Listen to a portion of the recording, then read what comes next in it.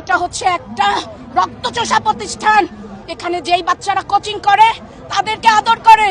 আমার মেয়ে আমি কখনো কোচিং এ দেই নাই, আমার একটা বাচ্চাও আমি কোচিং এ দেই না, আমি বাসায় পড়াই।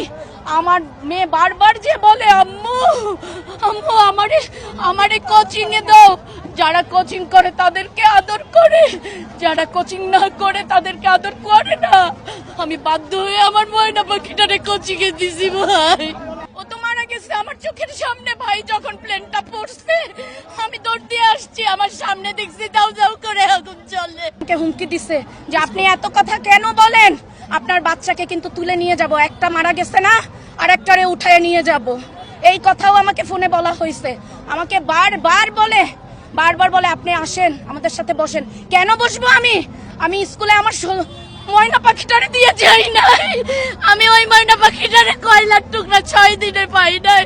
আমি 4 দিন পরে ডিএনএ করে তারপর আনছি ভাই।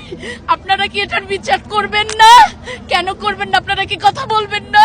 আজকে আমার ছেলে করায়, আমার ছেলের গায়ে হাত তোলে কেন? টিচারকে এই রাইট কে দিছে?